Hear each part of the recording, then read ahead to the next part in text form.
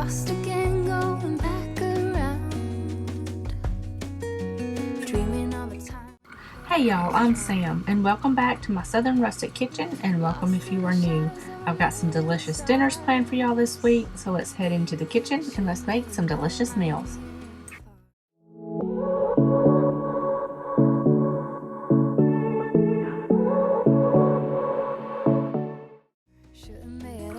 I am starting out this week by making some nachos. These are easy to make and easy to assemble. They're very, very delicious. First, I'm going to make some taco meat. I'm just going to add some oil to a large skillet over about medium-low heat. I'm going to add in my ground beef, salt, pepper, about 2 teaspoons of taco seasoning, and some diced onions. And then I'm just going to mix this to combine everything, and I'm going to cook it for about 8 to 10 minutes, just until the beef is completely cooked through and the onions are tender.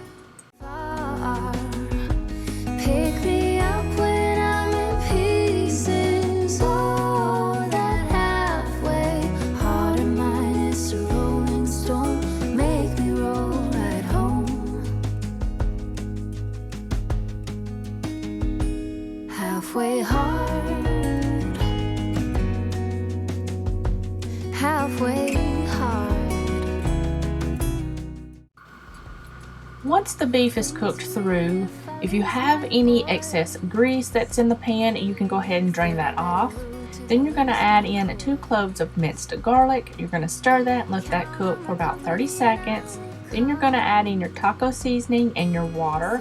You're going to stir that and combine it really well. You're going to let it cook for about 5 minutes or so until it's thickened, and then you're going to remove that from the heat, and then we will go ahead and assemble our nachos. Slip away if I come too far. Pick me up when I'm in pieces. Oh, that halfway heart of mine is a rolling stone. Make me roll right home. Baby, I'm stuck with a halfway heart.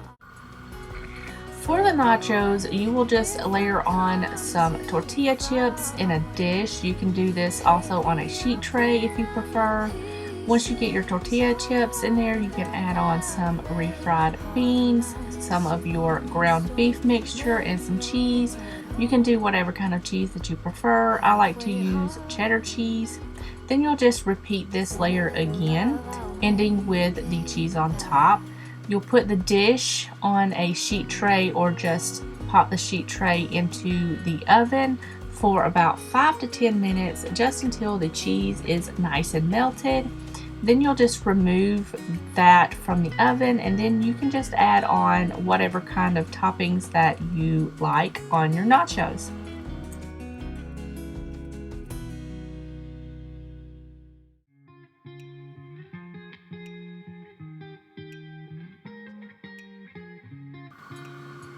To make this a complete meal, I'm going to add on a bunch of toppings. You can add on whatever kind of toppings that you like or prefer. I'm going to add on some guacamole. Nobody in my family eats it but me, but I absolutely love it. So I'm going to add that. Some lettuce, tomatoes, salsa, olives, homemade sour cream, and some hot sauce.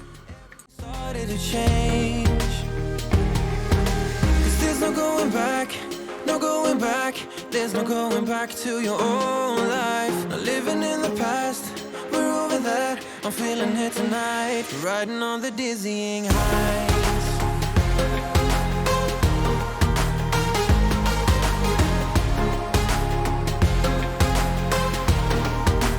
Riding on the dizzying heights.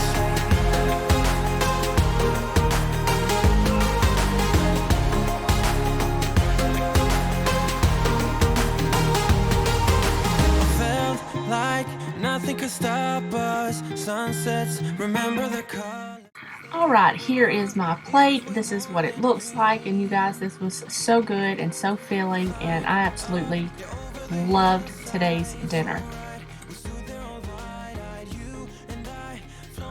Next up, I'm making a roast chicken, and I love making roast chicken this way. It's just so simple. You just add a whole chicken to a Dutch oven, add in some oil or butter to the top of the chicken, season it with whatever seasonings that you like, and then you just add the lid, put it in a 375-degree oven for about an hour and 15 minutes, and then that's pretty much it. I will leave the link to this recipe in the description box below, as well as all of the other recipes. I also made some roasted broccoli. I just added some broccoli to a sheet tray, tossed it around with some olive oil, salt and pepper, and let that cook for about 30 minutes. I kind of tossed it around about halfway through. And then I just made some mac and cheese and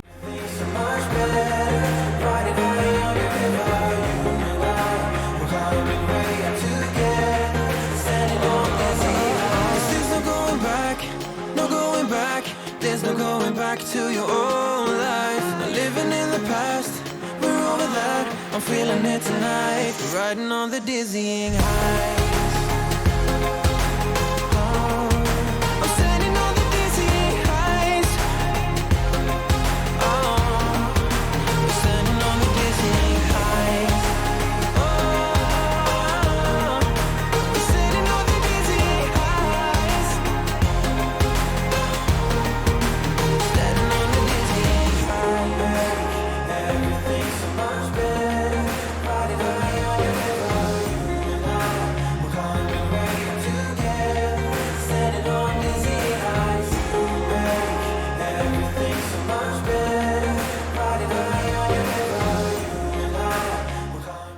Alright, here is my plate. I just have a slice of the chicken breast.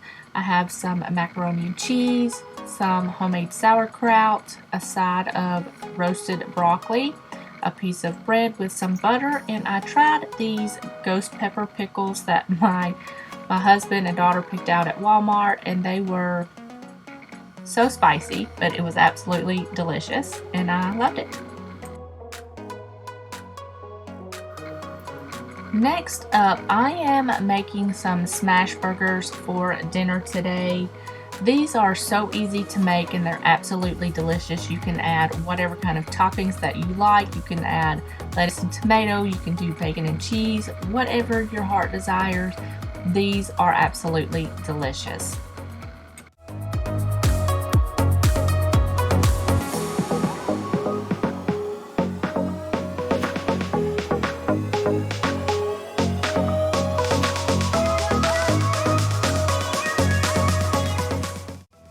Alright, here's the spread. I just have some condiments here. I have some mayo, mustard, ketchup, the basics. My husband wanted some cheese dip for his chips, so I have that, some salsa, some potato salad. He also grilled up some hot dogs and sausage dogs. Alright, so here is my plate. I just have the smash burger here. It just has some mayo, some lettuce and tomato on it. I have a sausage dog and some potato salad, and this was absolutely delicious. Today we just had some leftovers. We had some leftover chicken. I had that with some potato salad, macaroni and cheese, and some roasted broccoli. It was a great way to use up all of the leftovers, and it was so good. Next up, I'm going to be making a lasagna and a side salad. So I'm going to start out by making my bechamel sauce first. To a saucepan, I'm going to add in some butter and some flour. I'm going to whisk that around until it's nice and combined. I'm going to let that cook while whisking for about a minute or so, just to cook that raw flour taste out. Then I'm going to slowly add in my milk while whisking until that's nice and combined. Then I'm going to add in some salt, pepper, and nutmeg. And while whisking this, I'm going to let this cook for about 10 minutes on about medium-low, just until it's thickened.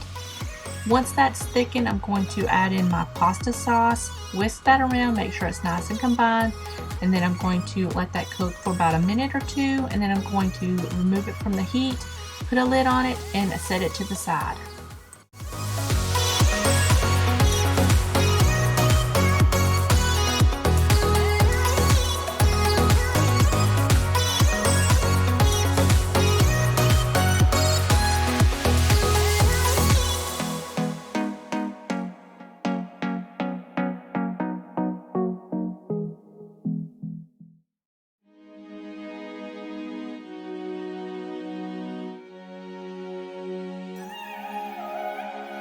I got this feeling like it's starting now, starting now. I feel adventurous with you.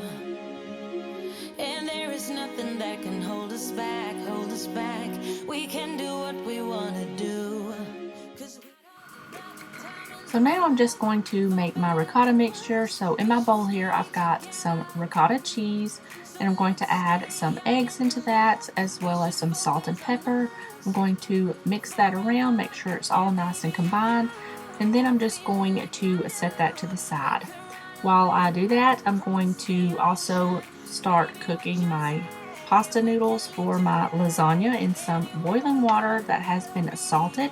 I'm just going to cook those, and then once they get al dente, I'm going to drain those and set those aside as well.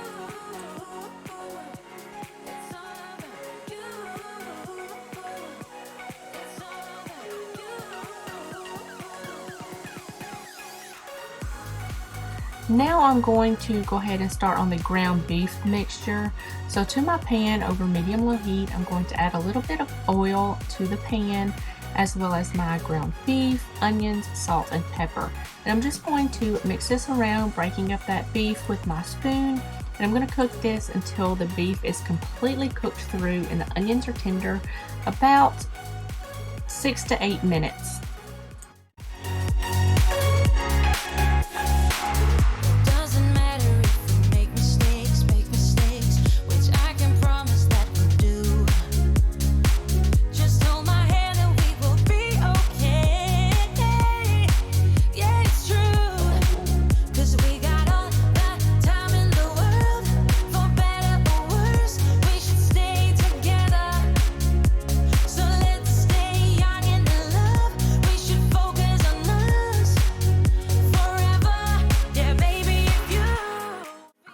Now that the ground beef mixture is completely cooked through and the onions are tender, I'm just going to add in about 2 cloves of garlic and let that cook for about 30 seconds, just until that garlic is fragrant.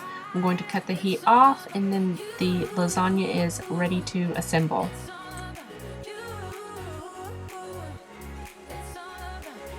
So I've got a 9 by 13 inch deep dish pan here that I've just sprayed with some oil spray. I'm going to add some of that sauce to the bottom of the pan and spread that out evenly, just to coat the bottom to prevent any of the pasta from sticking to the bottom of the pan. Then I'm going to add a layer of pasta, followed by some of that ricotta cheese mixture, and kind of spread that out evenly on the top of that pasta.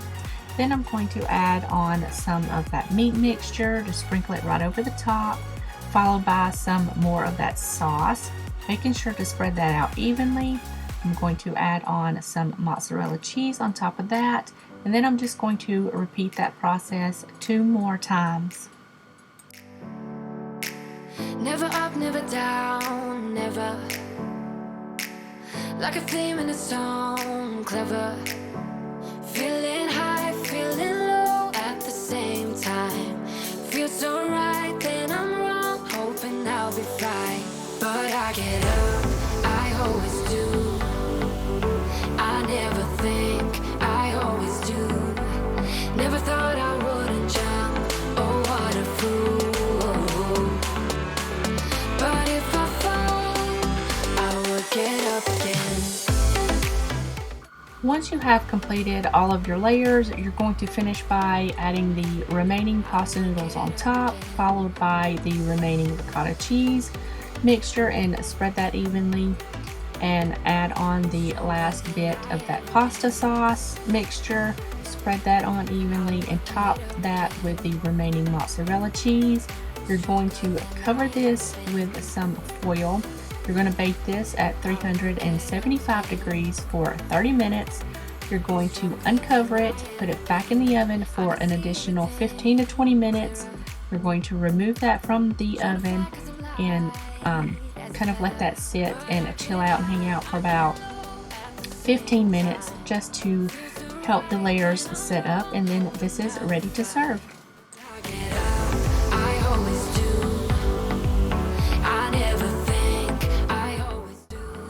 Alright, here is my plate. I just have the lasagna here. I served it with some side salad and some ranch to go with that. and some homemade sauerkraut. It was an absolutely delicious meal. And that is going to wrap up this week's video. I hope you guys enjoyed it. If you did, give it a thumbs up. Leave me a comment in the comment section down below, and I will see you guys in the next one. Bye guys.